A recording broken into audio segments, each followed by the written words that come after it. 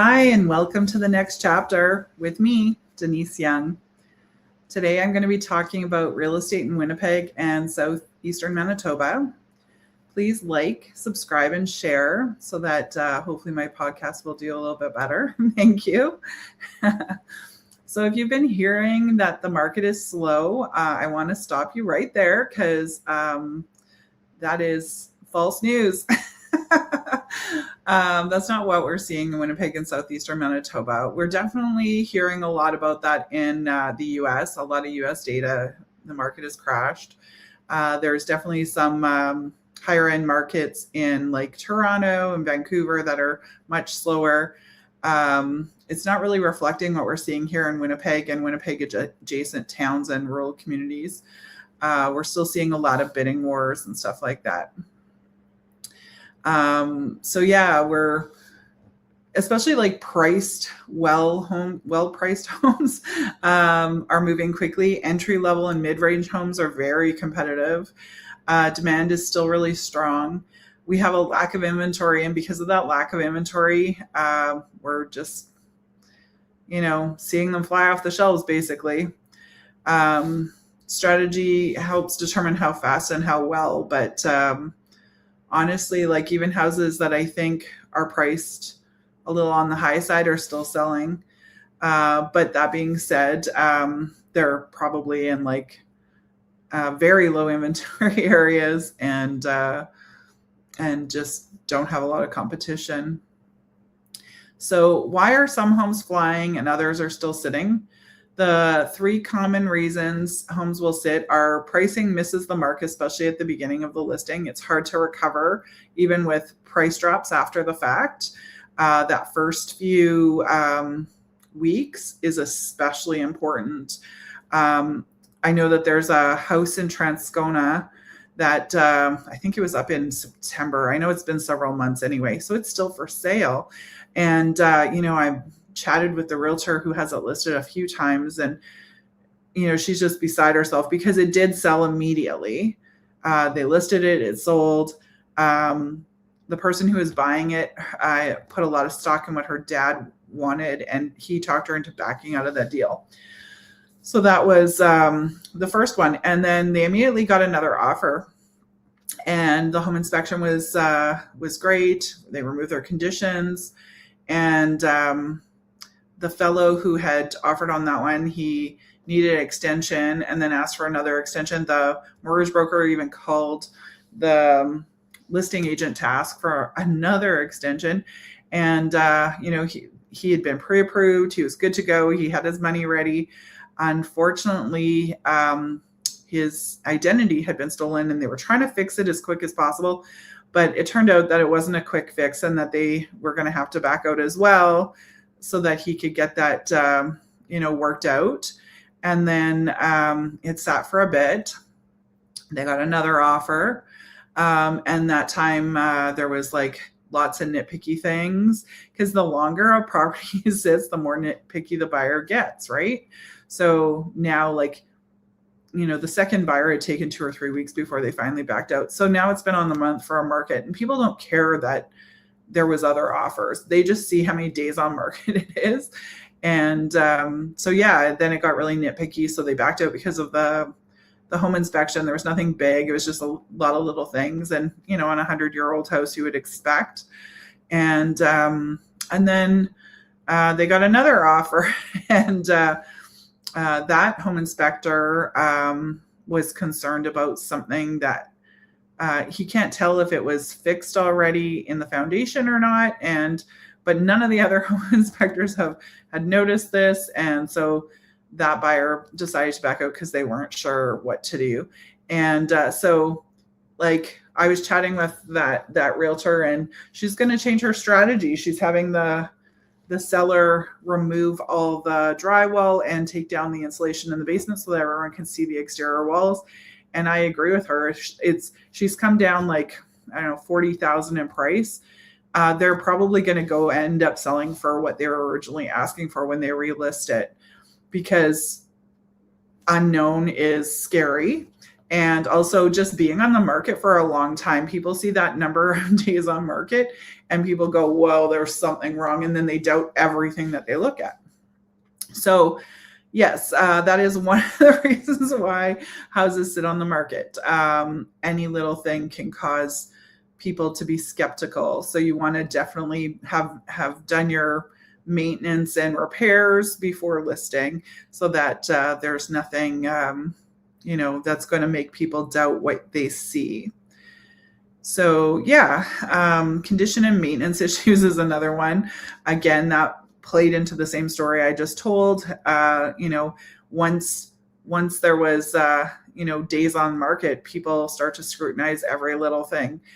A higher price point with a smaller buyer pool is definitely going to sit on the market a little longer. So like their average, you want to actually look at what the average days on market is for your price of home, right? So, maybe it's 90 days and 90 days is average. So then if you're under 90 days, I wouldn't be worried. If you're slightly above 90 days, I wouldn't be worried. You're still within an average. So yeah. So those are like some of the common reasons homes are sitting. And that really highlights how important those first few weeks on market are. Yeah. So when a home doesn't sell, it's rarely because the buyers disappeared. It's because the home needs a different approach. And that's exactly what I feel that house in Transcona needs, is a different approach. And, she's definitely doing that. She's acting. She's, the seller wasn't around to take the drywall down sooner, but now that he's going to be around, he's going to do that. And I feel like it'll sell shortly after they relist it. Pricing still sets the tone. Of course it does. Overpricing doesn't test the market. It just tests everyone's patience. And it gives people a chance to really pick things apart, in my opinion, as well, because there isn't any momentum. When there's momentum, buyers have to make quick decisions. They don't have time to pick everything apart and to think of every little, fault in the house. And I'm talking small faults, like they start to pick apart all the little things, right? That being said, take care of as many little things as you can so there isn't anything to pick apart. But first impressions matter. So, if you want to be competitive, you have to, price it well and have it in really good condition. To me, in my opinion, preparation equals trust. The 5 most important things to do when you're getting your house ready. Number 1 is helping your realtor know the property. Having a discussion about the new offer and the property disclosure that has just come out in November should be done as early as possible to determine if there's anything that needs to be looked at and rectified before going on the market. The offer now says all permits have been pulled. So, having to remove that clause, it could impact your price. So having a discussion on, is it worth dealing with that ahead of time and making sure that all your permits are taken out and closed on any projects that you had completed in the last many years. It brings you peace of mind as well as likely more money. If we have to put on the disclosure that there was no permits taken out on the kitchen renovation, it's going to affect your bottom line. Another common one is no permits taken out on finishing the basement. We're seeing a lot of those. Yeah, a deck maybe isn't going to affect it too much, but we are seeing more and more municipalities and the city of Winnipeg cracking down. So, there are a lot of cautious buyers out there and buyer's agents who just won't look at it, or they'll write in a clause saying that you need to take care of it. So you might as well take care of it ahead of time so that you're not crossing off any other buyers that might potentially want your house if you're going to have to do it anyway. It's also good to talk about wells, water tests, septic systems, any outbuildings and possible zoning issues, surveys and boundaries. There's so many things to talk about ahead of time. That's why I like, yeah, I can come and list a house in under a day, but I'm going to have way more knowledge on the house if we have time to chit chat and talk and walk through the property and ask questions and look at things than rushing a listing. And that really, it does help. I have never once had a client say we started to prepare too early. So like take that for what it is, because I've definitely had clients feel like things have been rushed because they, all of a sudden found the house of their dreams and they hadn't gotten their house ready up front. And now everything's just a race. And, it's hard to have those discussions while you're decluttering and doing repairs and stuff so that it's picture ready on Monday. So it's best to have those conversations well ahead of time, even if you're not ready to sell yet, even if it's just a thought that maybe one day it'll happen. Start having those conversations so that you can prepare. The next thing for preparation besides the property knowledge is decluttering. You want to declutter the heck out of your place and then declutter some more. And then probably declutter some more. So again, starting early helps. You're going to declutter as much as you can to live. And then when it's almost time to list, you're going to declutter a bunch more stuff that, yes, you want to keep and don't want to like give away, but you're going to like put it all away because a house shows best with lots of space. And we literally don't want to show our house the way we live in our house. So yeah, declutter like crazy. That also gives you time to do repairs and maintenance as well. That's the next one. Small issues can raise big concerns. If you're not taking care of the little things, people are going to assume you're not taking care of the big things. And little things turn into big things. Rural buyers are especially detail focused, especially if they're moving from the city to the country. They don't really understand the MacGyver-esque of the modern farmyard. And I say that because as someone who lived in the country for quite a few years, you don't always hire someone.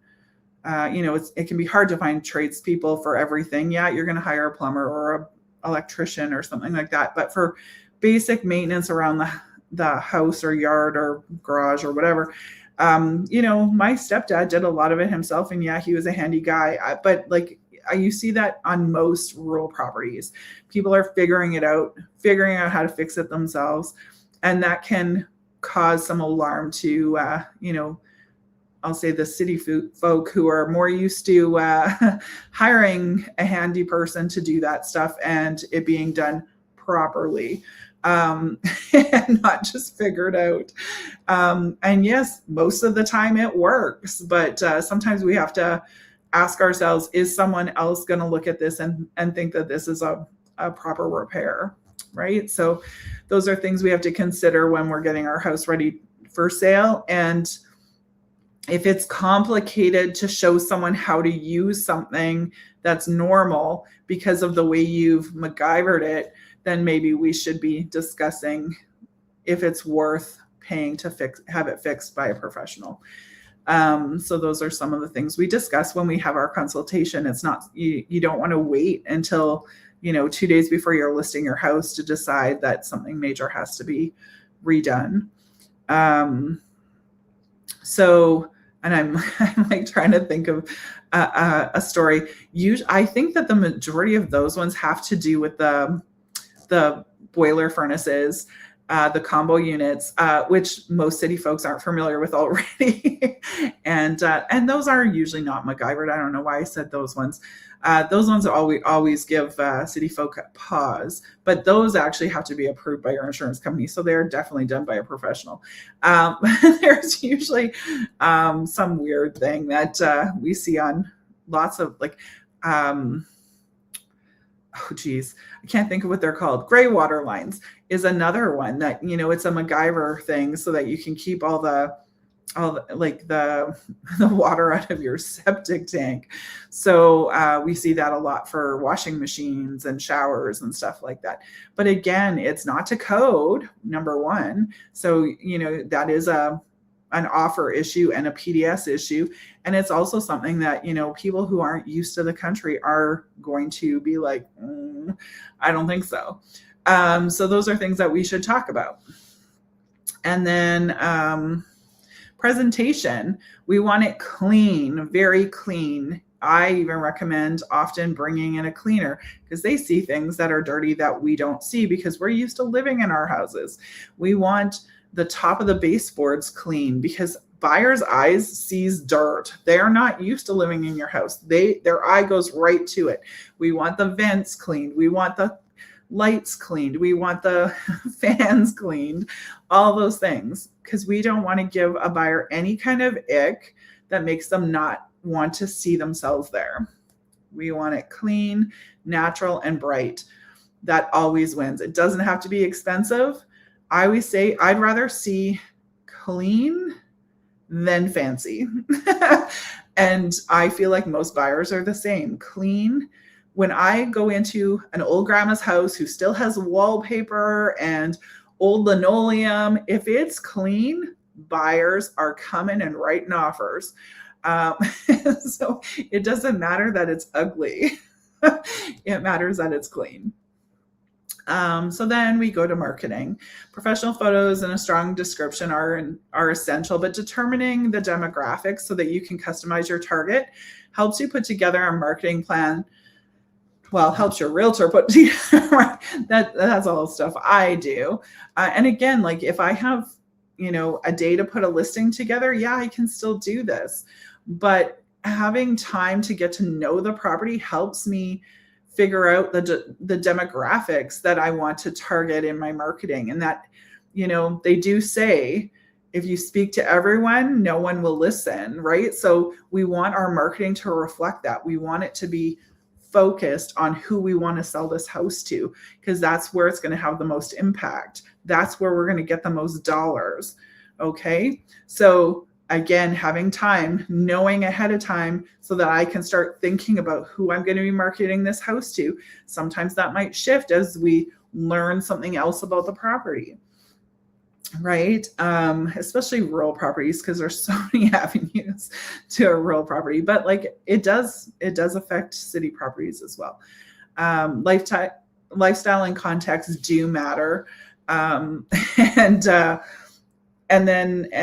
being able to maybe look into some of the demographics. I had a farm property last year who they had sold off a bunch of the land. So it was only 5 acres, but it had like farm buildings. And, one of the things I wanted to do was look into like, what else could we do on this property?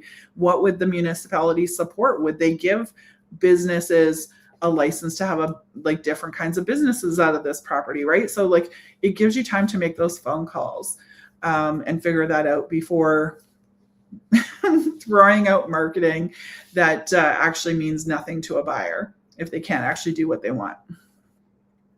The more we prepare up front, the smoother the sale and the fewer surprises later. And that's good for everybody, the seller, the buyer, the realtors, everybody. A seller without a plan just creates stress, right? So let's have a plan. Let's get together and discuss it. Planning creates options. The other thing we want to discuss ahead of time is, should you buy first? Should you sell first? What are you doing next? What type of possessions are you going to need? Do you have temporary housing before you buy? Like there's, to have a discussion about buy first, sell first, like that's hard to do in a very broad context because every situation is so different. We need to have those conversations one-on-one so that we can decide what's best for your situation, right? Are you transitioning into a different life stage, downsizing, going into 55 plus housing? Are you, being transferred to another province? There's so many aspects that affect buy first, sell first. It's the sale isn't just the finish line. It's the bridge to what's next, right? So we need to figure all that out. We need to talk about that ahead of time. It affects every step. What sellers should stop believing in 2026? I'll just test the market. Let's try this price. You know what? People just won't come. Someone will pay what I want. Probably not. We all want more than our house is worth. We're all guilty of that. We need to look at the market numbers and prepare based on those. Spring is the only time to sell? No, bullocks.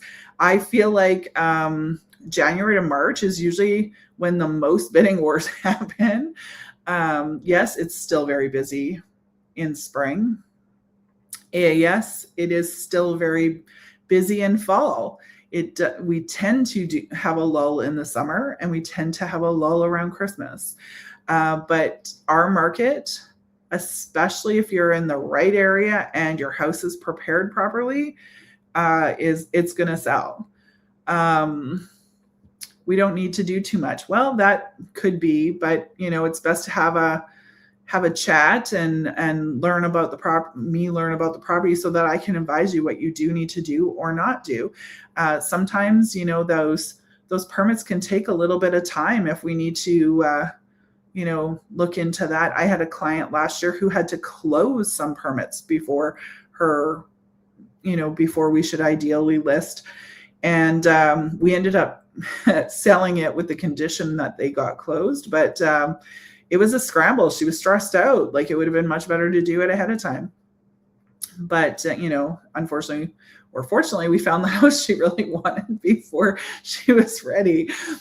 So that's why it is really important, to make that call, and let's start discussing it well ahead of time, because stuff does all of a sudden happen. And when stuff happens, it happens fast. Another one that you should stop believing: I need this price, so I should ask this price. The buyers don't care what you need to get for your house. The market dictates what you're going to get for your house, not your, debts or what you need in order to buy the next house or any of that stuff. So yeah, the market rewards realistic pricing, good preparation, smart planning, and mitigated risk. If you're selling in 2026, and even if it's just a possibility, start planning to have conversations now. It can make a huge difference. The goal isn't just to sell, it's to sell well and to move forward with confidence. If you're ready to book a consultation, let's discuss a future move, and DM me. I never have had like I said before, I've never had a client say that they started to prepare too early. So let's do it. Let's chat and start talking about what you need to do to be prepared, and what I need to learn about your property for me to be prepared to sell it. Okay. Thank you so much for listening. And I appreciate that so much. If you know anybody that might be thinking about selling in the future, please share this with them. And maybe like and subscribe to help my podcast do better. Thanks so much again for listening to the next chapter. Bye.